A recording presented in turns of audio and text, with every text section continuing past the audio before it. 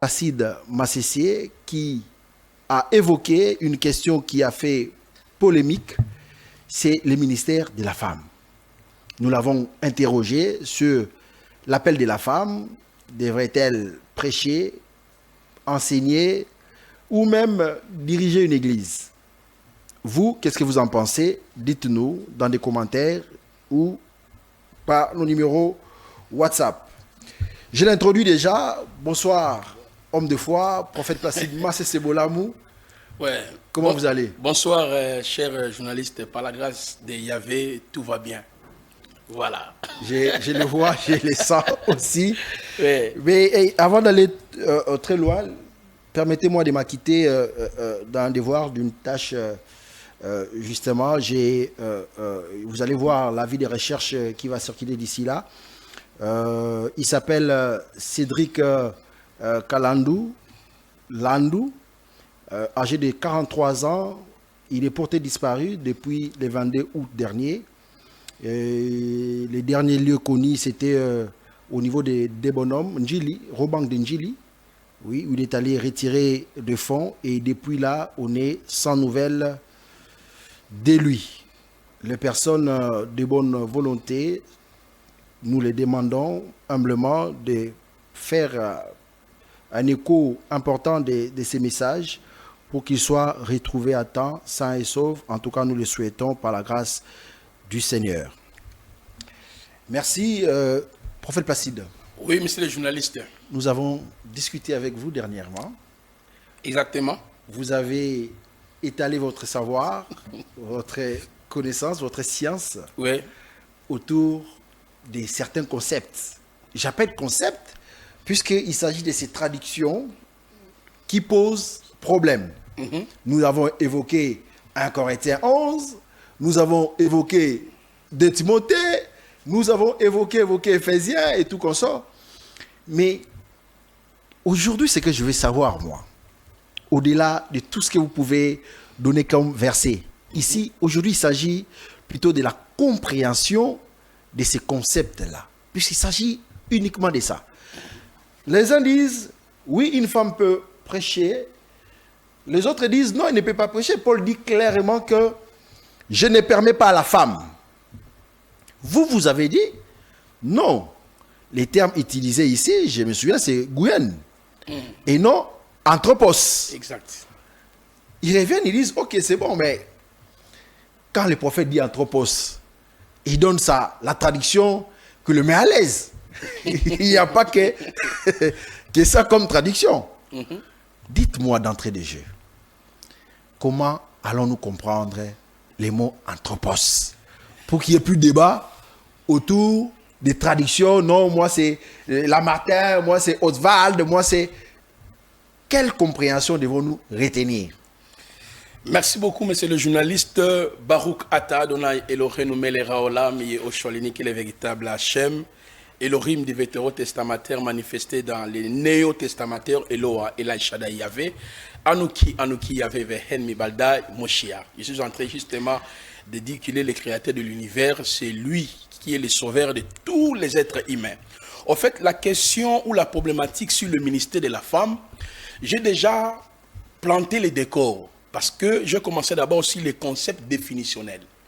Et les autres pensent que la femme ne peut pas avoir le ministère. Et j'avais dit, ces concepts-là est erroné. Pourquoi? Parce que le ministère est vocationnel. Le ministère n'est pas attaché à un homme ou à une femme. Non. Le ministère, c'est le service auquel Dieu lui-même établit l'homme et la femme afin de pouvoir travailler pour son compte. Alors, je l'avais expliqué parce que dans Jean chapitre 15, le verset 16e nous dit « Ce n'est pas vous qui m'avez choisi, ni appelé, c'est moi qui vous ai choisi, appelé et établi. » Et dans Actes chapitre 13, le verset 1er jusqu'au verset 3e, on nous dit « Pendant qu'ils servaient l'Éternel, l'Esprit dit « Mettez-moi à part Paul et Barnabas par les œuvres que je les ai appelés. » C'est-à-dire c'est Dieu qui nous appelle. Même lorsqu'on prend Galates chapitre 1er, depuis le verset 14e, Paul a dit, il a plu à celui qui m'avait mis à part de l'évent de ma mère de se révéler à moi. La liste n'est pas exhaustive, on peut prendre même Matthieu 19, le verset 12. On est en train de parler sur les 3 types des iniques. Donc l'appel est toujours vocationnel. Donc dire que la femme n'a pas le ministère, c'est mal comprendre la Bible, parce qu'il n'y a que 2 termes grecs. Il y a le terme diaconia et le terme diaconos. Alors 1 Pierre chapitre 4, le verset 10 nous dit quoi? Que chacun de nous met au service des autres le don qu'il a reçu. Donc c'est que nous exerçons le ministère en proportion des dons que chacun de nous a reçus. Parce que la parole nous dit dans Éphésiens 4, la grâce a été donnée selon la mesure du don du Christ. Or, selon Éphésiens 4, c'est là où je vais répondre à votre question, il y a le don tel qu'apôtre, prophète, docteur, évangéliste et pasteur. Donc celui qui est en train d'exercer ces dons-là, en réalité, il est en train de rendre le ministère pour les saints. Voilà pourquoi la parole nous dit dans les versets 12 à 13, Dieu a établi ce ministère pour le perfectionnement des saints, l'édification des saints, l'unité de la foi, la connaissance des fils de l'homme, à l'état d'homme fait et à la mesure de la stature parfaite du Christ. En vue du lèvre du ministère, c'est-à-dire ceux qui nous écoutent là, les chrétiens là, doivent aussi rendre un service aux autres. Vous voyez, c'est quel service? Le service de répéter les enseignements qu'ils ont reçus. Alors, je l'ai aussi démontré, monsieur le journaliste, 1 Corinthiens 12, le verset 1er à 11e, qui nous parle aussi des 9 dons spirituels, qui sont répartis en 3 catégories. Les dons de révélation, paroles de connaissance, paroles de sagesse, discernement des esprits, les dons de puissance, guérison, miracle et foi, ainsi que les dons d'inspiration. Il y a la diversité des langues, l'interprétation des langues et la prophétie. Donc, celui qui est en train de manifester ces dons-là, en réalité, il ira le ministère. Et pour terminer, avant de répondre à votre question, parce que j'aimerais vraiment que nous puissions analyser les tests. J'ai vu beaucoup de méditrateurs en train de dire anthropos. Bon, je suis en train de ricaner parce que ce sont des approches que moi, j'ai développées. Non. Vous n'avez pas inventé ce... Non, vous n'avez pas inventé ces termes. Vous n'êtes pas les premiers à avoir traduit la parole pour que anthropos devienne un bien privé. Non, je suis tout à fait d'accord sur ces points, parce que je l'ai retrouvé déjà dans les textes grecs. Mais je dis, cette théorie qui consiste à expliquer, ici c'est anthropos, c'est moi. Je peux dire c'est moi actuellement, je n'ai jamais lu un livre comme ça, au moins qu'en grec. On vous le concède. Mais ça sera difficile d'admettre que vous êtes les premiers à avoir utilisé le mot anthropos. Bon, sinon, ça n'allait pas susciter autant de débats. Exactement. Je dis au Congo, cette approche méthodique que je suis en train d'exploiter ici, parce que lorsque nos pères qui nous ont appris la parole, et ils nous présentaient seulement 1 Timothée chapitre 2, le verset 12. Je ne permets pas à la femme d'enseigner ni d'avoir l'autorité sur l'homme. 1 Corinthiens 14, il disait que vous voyez, la femme ne peut pas prêcher dans une assemblée où l'homme est présent. C'était la théorie. Et tous les partisans de cette théorie-là, ce sont des passages qu'ils présentent. Éphésiens 4, le verset 8, 1 Timothée chapitre 2, le verset 12e, 1 Corinthiens 14. Vous, quel passage avez-vous qui soit différent de ces passages-là? Oui, maintenant je suis en train d'exploiter le même passage, mais j'utilise ce qu'on appelle la transculturation et la contextualisation. Parce qu'eux, ils sont dans ce qu'on appelle la décontextualisation. C'est-à-dire, ils sont en train de lire le texte hors contexte. On appelle ça en théologie la décontextualisation. C'est-à-dire, isoler la pensée de l'auteur du livre. Vous voyez, c'est pour cela. Alors, donnez-nous le contexte alors. Exactement. Je vais maintenant analyser Éphésiens 4. Mais je suis en train de dire, dans Romains chapitre 12, le verset 4 à 8, il y a aussi 4 groupes de dons. La gouvernance, la libéralité, la miséricorde et l'hospitalité. Donc, tout celui qui manifeste ces dons-là rend un ministère en faveur de saints. Parce que comme l'appel est vocationnel, Romains 8, le verset 29 à 32, c'est qui nous a connus d'avance là. Il nous a appelés, justifiés, glorifiés. Éphésiens chapitre 1, le verset 3 à 9e. Béni soit Dieu le Père de notre Seigneur Jésus-Christ, qui nous a bénis abondamment en Jésus-Christ. Il nous a élus avant la fondation du monde. Vous voyez, c'est que servir Dieu, c'est lié à la vocation. Maintenant, sur la terre, c'est par l'évangile que nous acceptons et nous rendons le ministère, vers nos frères, par rapport aux différents dons que Dieu a départis dans son église, vers Dieu lui-même, nous sommes des adorateurs, nous l'adorons, ainsi que vers le païen. Donc, celui qui est en train de dire... Il faut bien préciser vers les frères et sœurs. Exactement, vers les frères et sœurs. En isolant les femmes, c'est comme ça que nous souvent là. Bien sûr, aussi vers le païen. Maintenant, Voilà. je reviens, monsieur le journaliste. Est-ce que anthropos, je voulais d'abord lire, si vous pouvez lire peut-être pour nous, Psaume 68, le verset 19, jusqu'au verset, dans certaines versions, c'est le verset 18. Moi, c'était mon verset. Toi, tu sors mon verset. Donc. Voilà. C'est pas un problème, je vais les lire. Ok. Il est écrit, Psaume 68, verset 19. Moi, j'ai la version BJC, Oui. de Jésus-Christ, ou BYM. Tu es monté dans la hauteur, tu as amené des captifs, tu as pris des dons pour les distribuer parmi les humains, et même parmi les rebelles, afin qu'ils habitent dans les lieux des Yah Elohim. Très bien. Est-ce que vous pouvez aussi prendre Éphésiens chapitre 4? Éphésiens 4, Lisez le verset 8e. excusez-moi, Éphésiens 4, le verset 8e. Éphésiens 4, 8. C'est exactement ce qu'on connaît déjà. Hein. Oui, oui. Celui qui était descendu, c'est le même qui aussi. est monté. Oui. Ah. Éphésiens 4. Mhm. C'est pourquoi il dit, étant monté dans la hauteur, Uh-huh. il a capturé la Uh-huh. captivité et il a donné des dons aux humains. Très bien, très bien. Alors, pour comprendre les humains qu'on parle là, le prophète, le docteur, les évangélistes, Paul a récupéré ça ou dans Psaume 68, le verset 19 ou 18, ça dépend d'une version et une autre, où il est écrit, alit à la mort, chevita, chevi, lakata, matano, ba adam. Prophète Placide, Ouais. arrêtez de nous impressionner avec des langues qu'on ne comprend pas. Mais je vais Arrêtez expliquer, non, analysez les de textes. nous impressionner. Nous sommes au Congo, nous sommes à Kinshasa. Ceux qui nous suivent sont des francophones. Ouais. Gardez, puisque lorsque vous allez mentir, on ne va pas savoir que vous avez menti. Donc, ça va nous impressionner. Restons simples dans la parole, s'il vous plaît. Non, je ne peux pas impressionner les gens parce que c'est une langue comme la langue française, l'anglais et tout et tout.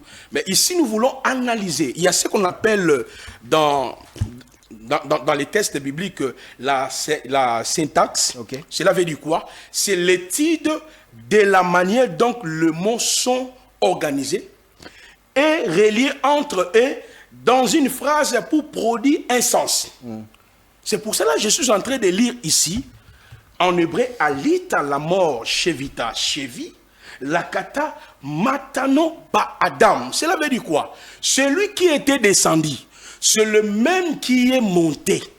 Vous voyez, il a mené les captifs. Je ne sais pas si je peux utiliser le tableau. Soyez libres. C'est pour vous que nous l'avons placé. Le terme qui est là, c'est ba adam. Ba adam veut dire quoi? Les êtres humains. Ba adam, les êtres humains. C'est pour cette raison, dans Éphésiens 4, 8. le verset 8, le terme qui est là, c'est anthropos. Anthropos, quand on parle de l'anthropos, Je vous arrête un peu. oui, Quelle différence faites-vous entre Adam et Anthropos? voilà. Ici, Adam veut dire les êtres humains. J'ai aimé la version dont vous venez de lire. Quand on dit les êtres humains, il s'agit de personnes. C'est-à-dire, on voit les femmes tout comme les hommes. Vous voyez? Maintenant, dans la langue grecque, pour parler des êtres humains, le terme c'est anthropos. Anthropos veut dire quoi? Homme ou femme. Vous voyez? Si Paul a respecté la lignée grammaticale de Psaume 68, le verset 19, parce qu'il savait que parmi les humains dont Dieu a capturé, a délivré, il a pris les hommes, tout comme les femmes, il les a donnés comme le don aux autres humains. Donc cela veut dire, l'appel n'est pas donné à homme ou à femme. L'appel est lié à Dieu lui-même. Il sait parmi les hommes, c'est-à-dire parmi les humains, qui est cette femme que j'ai appelée. Qui est cet homme que j'ai appelé? Déjà, le langage qui consiste à dire que c'est l'homme qui est appelé à être pasteur. C'est faux. Parce que l'appel est vocationnel, est lié à Dieu. Maintenant, beaucoup de gens disent qu'il a donné les dons aux hommes pour eux. Les hommes là, ce sont les hommes masculins. C'est ce que je dis, c'est faux. Pourquoi? La Bible que nous utilisons ici, monsieur le journaliste, nous la lisons en français. En français, quand tu lis le Nouveau Testament, partout on a écrit homme, homme, homme, vous ne pouvez pas les distinguer. À celui qui a lu la Bible, par exemple, en grec. Lisez par exemple Marc chapitre 10. Marc chapitre 10, le verset 6 à 7. On va faire une petite démonstration à partir de là. Marc chapitre 10. 10, le verset 7 jusqu'au verset 6 à 7. J'en profite pour bénir les frères et sœurs qui ont travaillé sur cette version-là. C'est ça, c'est quelle version-là? BYM, Bible de Yeshua Mashiach. Ils ont fait déjà un bon travail. Et à la tête, ce sont des Congolais. Et c'est une version produite en général par des Congolais. Et moi, j'aime cette version à cause des précisions. Je vais les lire Marc 10, 7. Hein. Il est écrit: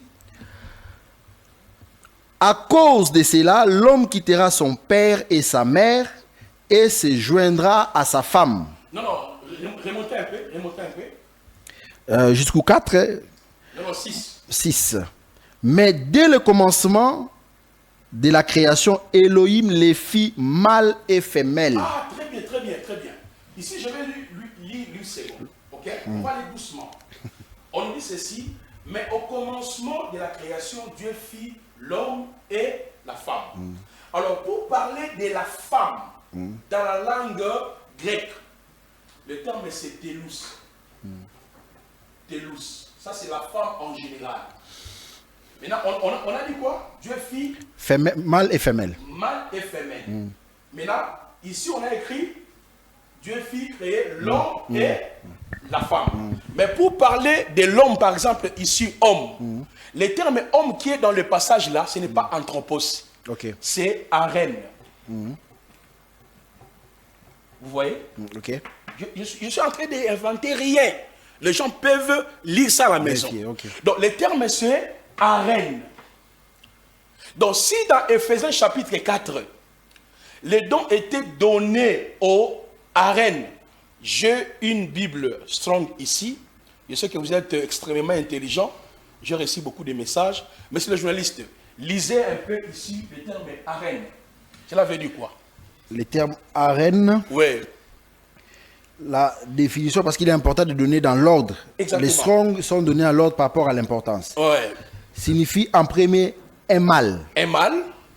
En second un homme. Un homme. En dernier un fils. Très bien. C'est-à-dire pour parler de vous étant que mâle, étant que homme masculin, quel est le terme approprié? C'est arène. Maintenant, revenez dans le même passage que vous étiez en train de lire là. Marc. Toujours dans Marc là. Je n'ai pas encore fini. Mais dès le commencement de la création, Elohim les fit mâle et femelle. Continuez. À cause de cela, l'homme quittera son père et sa mère et se joindra à sa femme. Très bien. Monsieur le journaliste, lorsque vous avez lu le passage là, le terme homme est répété combien de fois? Deux, trois fois, je vois. Non, 2 fois. Attendez, oui, 2 fois. 2 fois. L'homme. Selon la compréhension de la langue française, qu'est-ce que vous comprenez? C'est le même homme, non? C'est oui, le même homme. Ah, vous voyez? Maintenant, je mets encore les occurrences en grec. Lisez. Je ne comprends pas homme en tant que mâle. Ah, non, lisez. Anthropos. Oui. Un être humain. Homme ou femme. Très bien. Maintenant, c'est que anthropos désigne quoi? Un être humain en premier. Un être humain. C'est pour ça que dans cette version que vous avez lue là, on a dit il a fait les dons. On a précisé ici génériquement tous les individus. Merci. Vous comprenez maintenant? C'est que pour parler de l'homme masculin, c'est quel terme? Arène. Arène, oui. N'est-ce pas? Oui. Alors, dans Éphésiens, est-ce que c'est le terme arène qui est là? C'est à vous de nous dire. Non, c'est anthropos que vous venez de lire. Vous voyez? Anthropos, ça signifie que traduit par humain. Donc, il a donné le don aux humains. Très bien. Mais comment on peut dire que pour les dons pour être pasteur est réservé aux hommes? Si c'était pour les hommes, on allait parler de quoi? De arène. Maintenant, j'ai démontré Pour être apôtre, prophète, docteur, évangéliste, ce ne sont pas les dons donnés aux arènes. Ce sont les dons donnés aux anthropos. Que tu sois femme, que tu sois homme, si Dieu vous avait déjà choisi lui-même, parce que pour exercer cette fonction, il faut que Dieu lui-même les décide. Arrêtez-vous un instant, prophète. Ça va dans tous les sens là. Il faut qu'on mette un peu d'ordre. Ouais. Moi, je vais vous poser une question. Ouais. Vous avez dit vous-même que Paul a tiré ces passages des psaumes 68. On est d'accord? Très bien. Mais psaume, c'est quel sacerdoce? Très bien.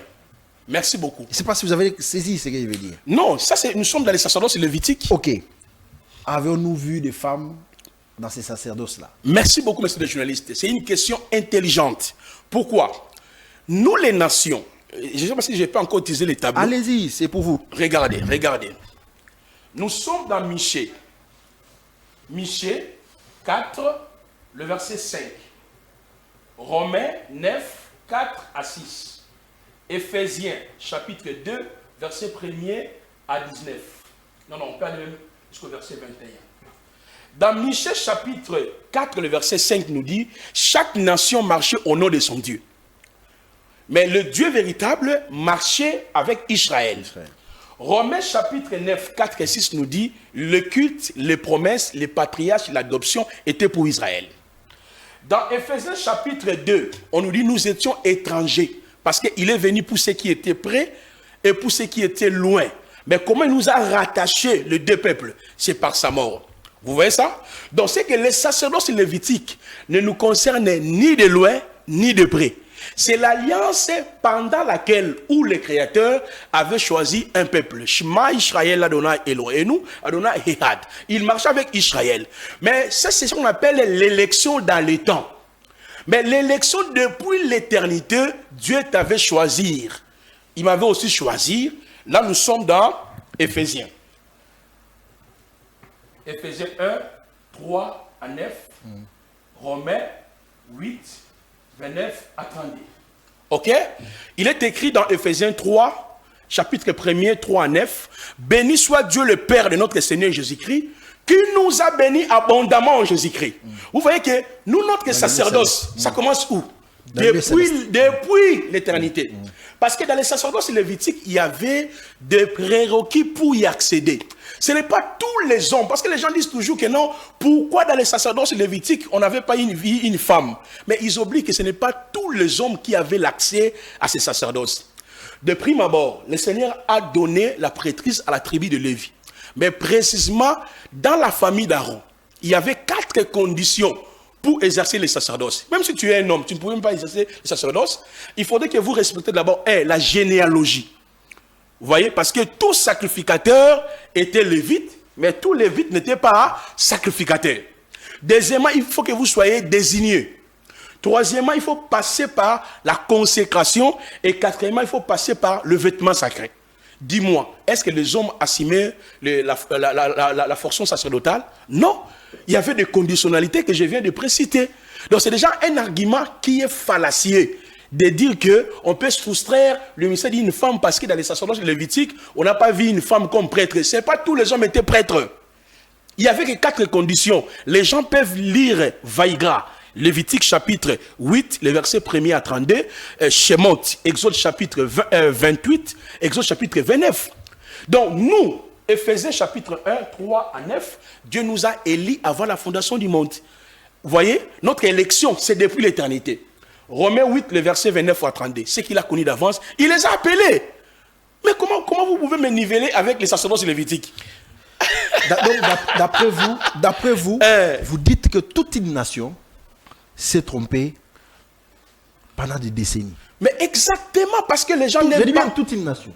Bon, je ne peux pas dire tout, parce que je ne sais pas ce que je suis en train de présenter. Vous venez de me corriger. Non, sinon, peut-être je ne suis pas le premier. Il y a d'autres personnes qui ont fait le même travail. Mais actuellement, au Congo, je peux dire oui. Au moins qu'il y ait un groupe de personnes ou que j'ignore jusqu'à maintenant. Non connus. De ceux qui sont Sur la place publique, là, on n'a pas Non, vu non, non, une femme. non. Même Maman Langui a été secondée par son mari qui était en fait, qui prenait la tête. Même si on sentait la vision reposer sur la femme, mais... Si elle était vivante, j'allais l'enseigner ça. Elle ne pouvait pas être bougée comme on l'a secouée par les pasteurs, Jézabel. La femme ne peut pas prêcher. C'est faux. Les versets-là n'existaient pas. C'est dans la tête des gens que les pasteurs-là existent. Peut-être Langui, elle est dans les bons. Mais si Dieu appelle quelqu'un pasteur, est-ce que c'est mon problème? C'est mon affaire. Parce que Ephésiens 4 n'a pas dit il a donné le don aux arènes. Le don est donné aux anthropos. Ce n'est pas tous les anthropos. C'est là que Dieu a appelé. C'est pour cela, nous, notre sacerdoce... Mais, prophète, ne voyez-vous pas les dangers? On connaît la faiblesse de la femme. Oui. Ne voyez-vous pas les dangers? On prend une femme, on le place à la tête, avec tout ce qui va avec, mais... ça sera, je ne sais pas, une hécatombe. Chers journalistes, même nous aussi, nous sommes des hommes, nous sommes faibles. Être aimé, c'est toujours un être faible. Le ministère, nous l'exerçons, je l'ai dit ici, à la table de mon exposé, c'est par la vertu du Saint-Esprit. Vous voyez? Mais donc, la Bible n'a pas dit que l'homme était une sorte de vase faible. Mais notre capacité vient de Dieu. Nous tous, notre capacité vient de Dieu. Que ce soit la femme, que ce soit, n'est-ce pas, homme, notre capacité vient de Dieu. Retournons sur notre analyse. Nous, quand est-ce que nous avons été insérés dans les sacerdoces? Apocalypse 5, 8, 10. Apocalypse 1, 4 et 6. Par son sang, il a racheté des hommes de toutes les tribus, de tout peuple. Il nous a fait un royaume. Des sacrificateurs. Vous voyez, c'est différent avec les sacerdoces lévitiques. C'est pour cela, dans Galates 3, 26 nous dit, en Jésus, il n'y a ni femme, ni homme. Puisque vous avez parlé d'Apocalypse 4, Apocalypse 1, 4, 6, donc ceux qui disent clairement que nous sommes tous des sacrificateurs, on ne peut pas aller chez un pasteur lui donner à manger comme si c'était un roi, on ne peut pas lui donner des dîmes, ils ont raison. Parce que j'ouvre une parenthèse que je vais fermer rapidement, parce que si on est sacrificateur, qui prend et qui donne? Bon, là, peut-être que... Entre nous sacrificateurs. Une réponse brève. Bon, peut-être que nous aurons... Une réponse brève, pasteur. Nous aurons une occasion. Ne fouillez pas la question. Nous aurons une occasion. Vous avez peur qu'on vous donne plus de dîmes? Non. C'est vous qui avez évoqué les versets, pas moi. Non, exactement. Moi, je crois que dans la nouvelle alliance, on peut donner au-delà de la dîme.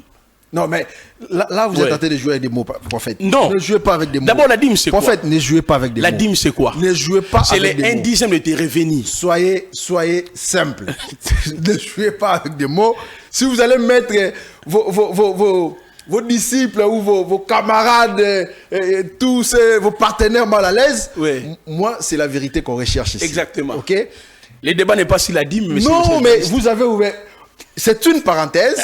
C'est une parenthèse. Je veux qu'on referme ça. C'est vous. Moi, j'encourage les chrétiens de soutenir les hommes de Dieu. Vous avez la clé. Si quelqu'un est convaincu de donner la dîme, il peut donner la dîme. C'est pas un problème.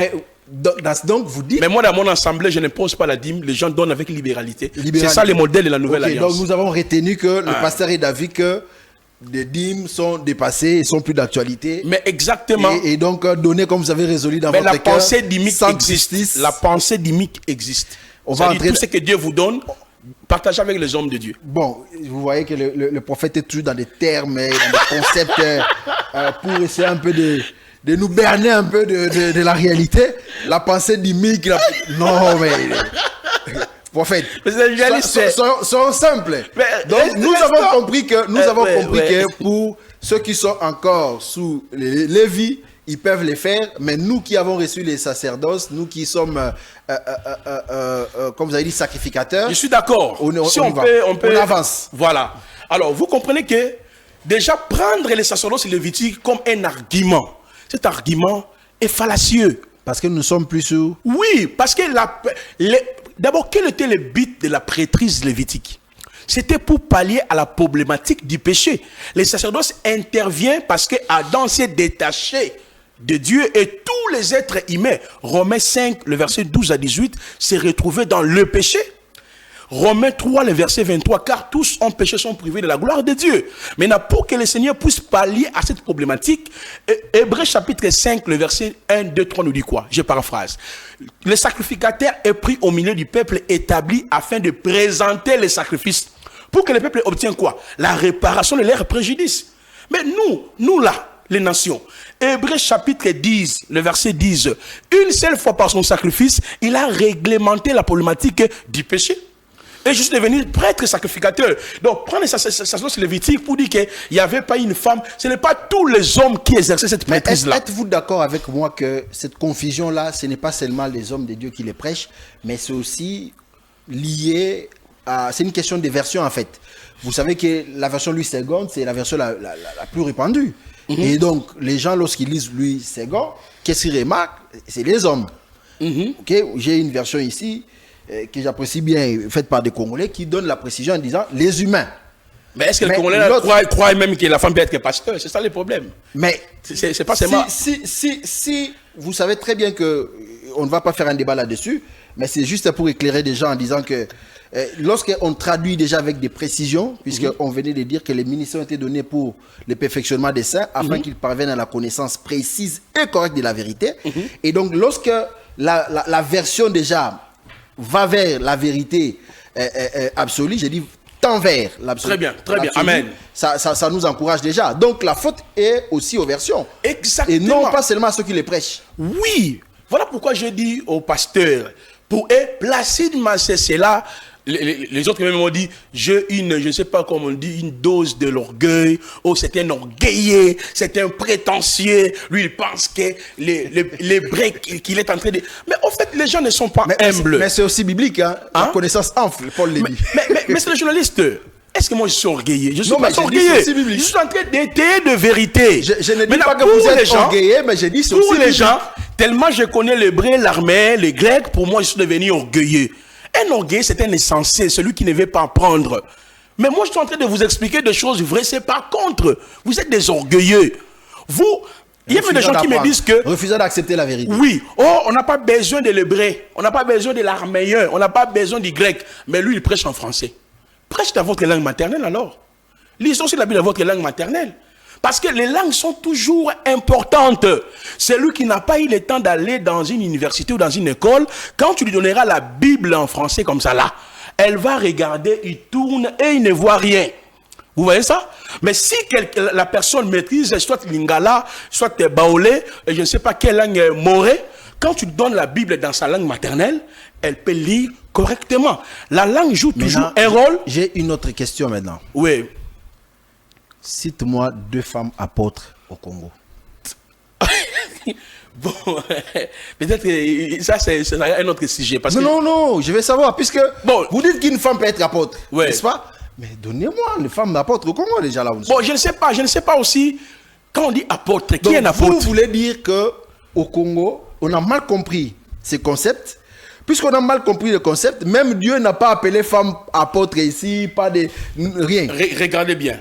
C'est une question que je vous pose. Hein, non, c'est une question pertinente. Vous savez, monsieur le journaliste, aujourd'hui même, il y a les gens que nous appelons des prophètes.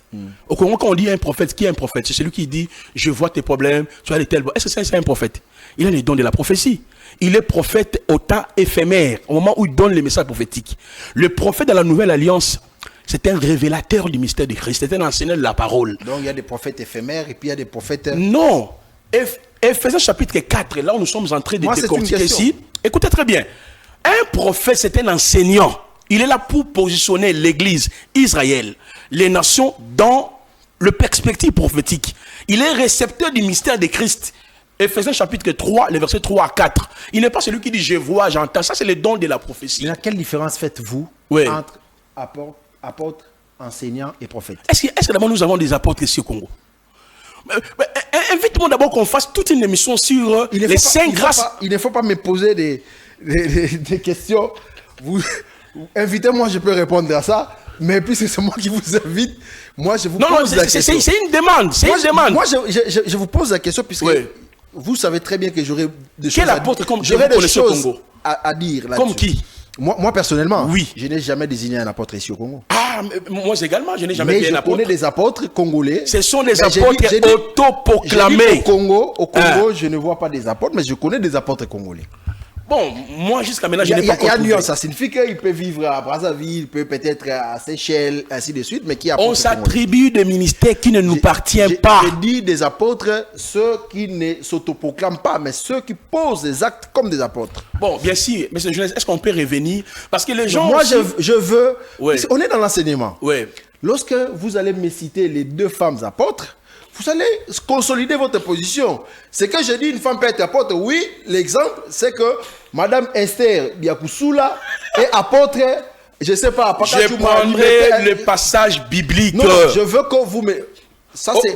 Vous savez, je vais vous inviter pour notre émission et on va débattre sur... Ça sera un seul sujet. Ouais. Une femme peut-elle diriger? Là, ce ne sera pas pasteur, apôtre. Peut-elle diriger l'église? L'église, très bien. Ça sera vraiment... Je ne veux même pas aller vers là. C'est comme ça que je vous pose une question qui est simple. Pasteur, soyez simple. Citez-moi, puisqu'on ne peut pas citer des apôtres, citez-moi 2 femmes pasteurs ici au Congo. Ah, bon, peut-être que ces femmes-là existent, mais je n'ai pas eu le temps de suivre Vous leurs en enseignements. conviendrez avec moi Oui. que cette problématique ici n'est pas seulement une situation biblique. Non, on a mal compris la Bible. Même Dieu n'a pas payé des femmes apôtres au Congo. Bon, Et s'il n'a pas appelé des femmes apôtres au Congo, ça signifie tout simplement qu'une femme ne peut pas être apôtre. non, peut-être que les femmes-là existent, mais je n'ai pas des informations. Je ne Acceptez peux pas... mon syllogisme. Non. C'est infondé tout à fait, parce que dans la Bible, il y a des femmes apôtres qui existent. Vous voyez? Mais en réalité, si vous ne l'avez pas encore Bon, vu. je n'ai pas encore vu. Même les prophètes, les gens qui... Moi aussi, je m'appelle prophète.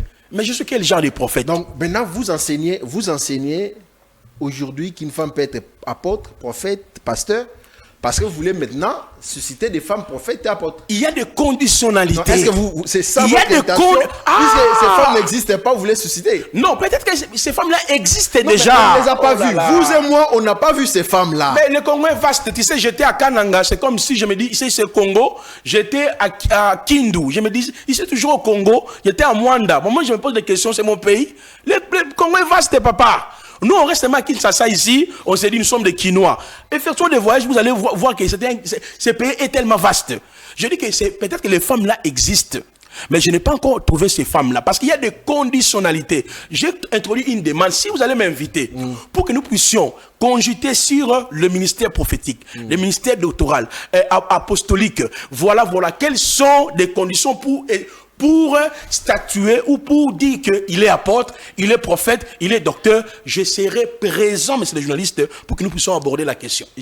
Vous dites tout ça. Hein. J'ai reçu une demande ici d'un prophète. Il m'a dit non, je vais parler du ministère prophétique. Il arrive ici, je pose des questions, incapable de répondre aux questions. Et non, je n'étais pas préparé. Bon, moi, je suis un enseignant. Bon, de toutes les façons... Vous êtes enseignant, prophète, vous êtes apôtre? Bon, tout ce que vous voulez, les gens m'appellent docteur. Non, mais vous, Hein? dites-vous de vous-même. Mais Jésus-Christ aussi, je n'ai réponds pas comme Jésus. Christ. Je réponds comme Christ. Pour les autres, je suis un docteur, je suis un Le apôtre. prophète Placide a peur d'être désigné un orgueil. Je ne vais pas encore donner... Mais vous avez compris, je vous arrache un peu la parole.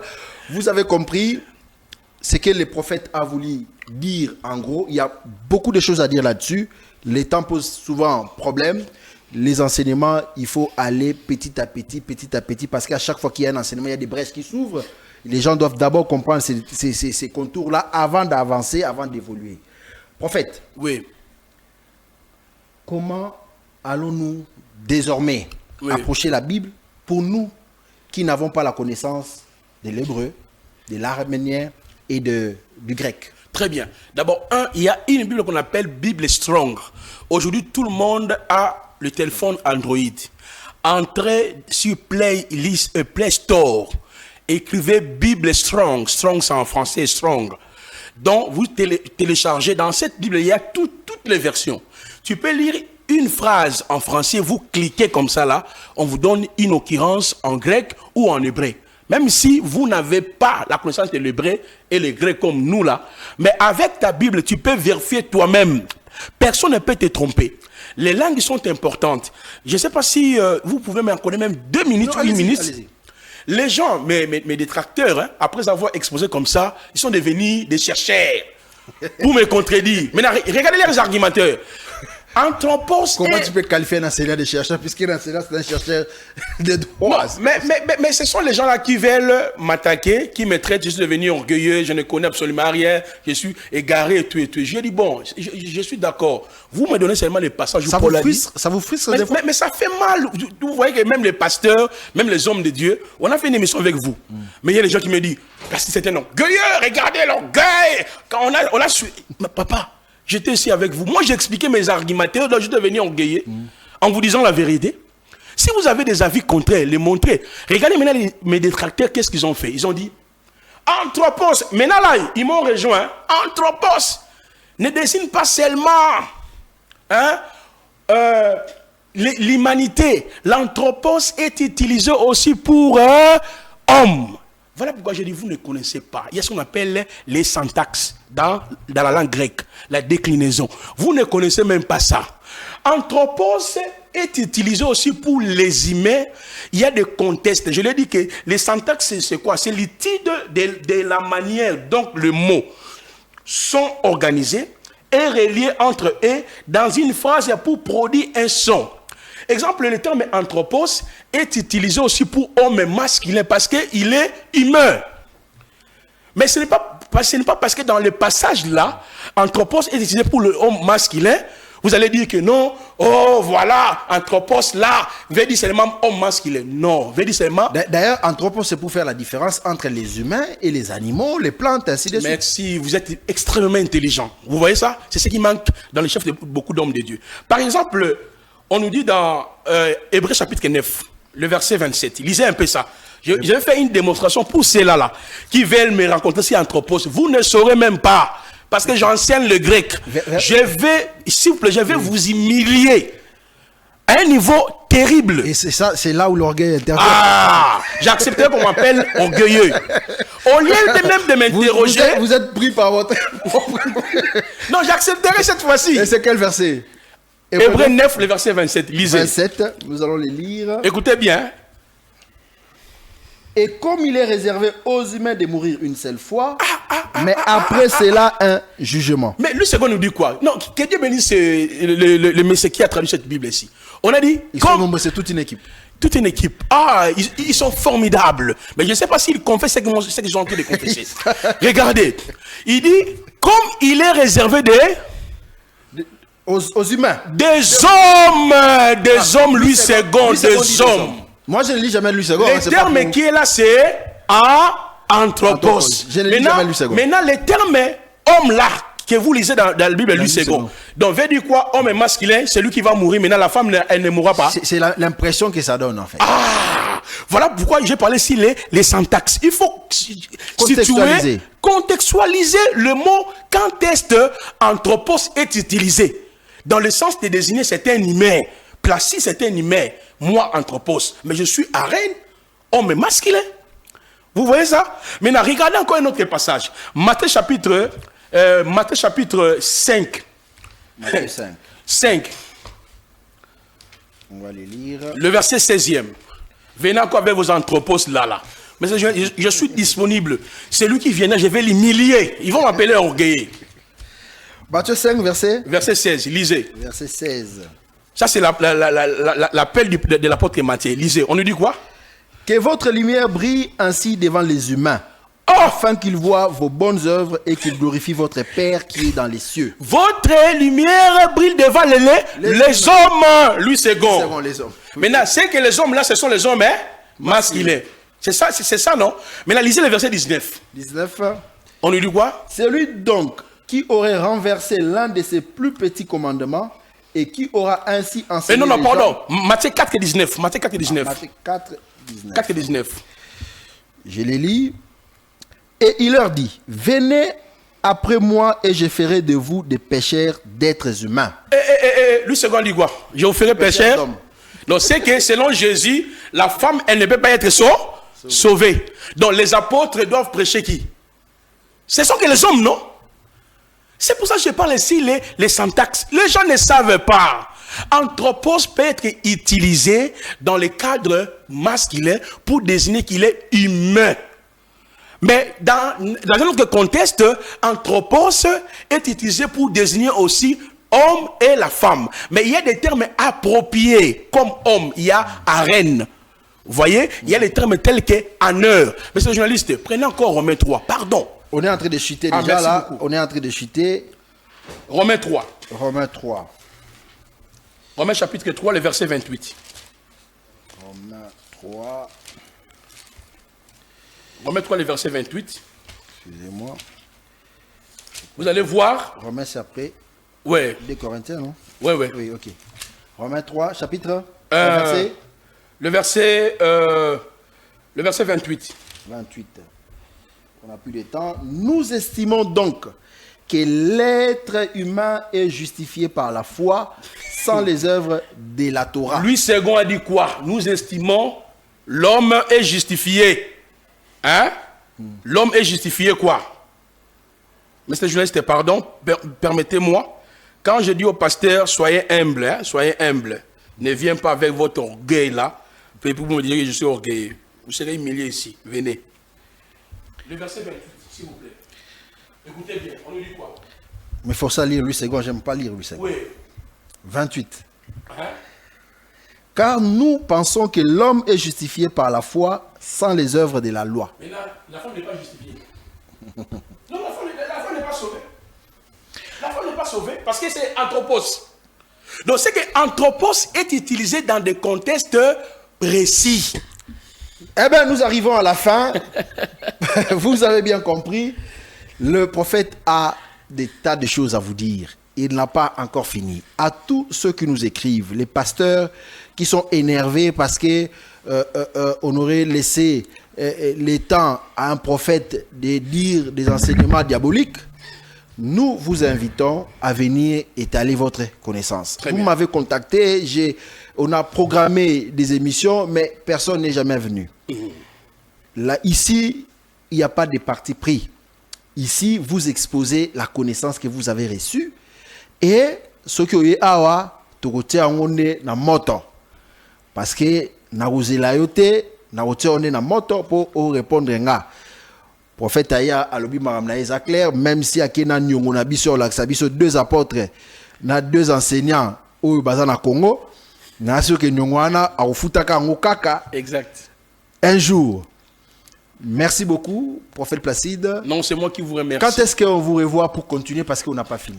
Bon, moi je souhaiterais si, avant que nous puissions aborder... Je vais à un rendez-vous ferme. Oui. Non, tout dépend de vous, mais je préfère que nous puissions aussi analyser 1 Timothée 2 là, comme on a fait. On a fait avec Ephésiens 4, oui. On a fait avec Ephésiens 4, 8, on a fait avec Psaume 68. Oui. Maintenant, 1 Corinthiens. Non, 1 Corinthiens 14 et 1 Timothée 2. On doit analyser ça aussi. Et qu'on parle, j'aimerais quand même que la prochaine fois, qu'on parle bien, qu'on stèle un peu plus les télus, les goènes. Parce que c'est très important ces concepts-là. Exactement. Pour qu'on puisse savoir faire la différence entre anthropos, entre arène, entre aner et tout consort, ces termes-là. Merci, monsieur le journaliste. En tout cas, merci. Nous étions flattés de votre présence. C'est moi qui vous remercie. Je ne sais pas si vous avez un mot à dire à vos fidèles, à ceux qui vous suivent. Merci beaucoup. Je dirais d'abord, Baruch Hashem, femme de Dieu. Si un pasteur vous dit, tu ne peux pas prêcher dans une église, c'est un menteur. Si un pasteur vous dit, tu ne peux pas être apôtre et prophète, dis-lui comment lui devenir apôtre. Paul n'a jamais interdit à une femme à être apôtre, ni les autres apôtres et ni Jésus-Christ lui-même. Les textes que les gens exploitent, Ephésiens 4, le verset 8, les dons sont donnés aux humains. La parole nous dit, à chacun de nous, le don a été donné selon la mesure du don du Christ. À chacun de nous. Lisez très bien Ephésiens 4.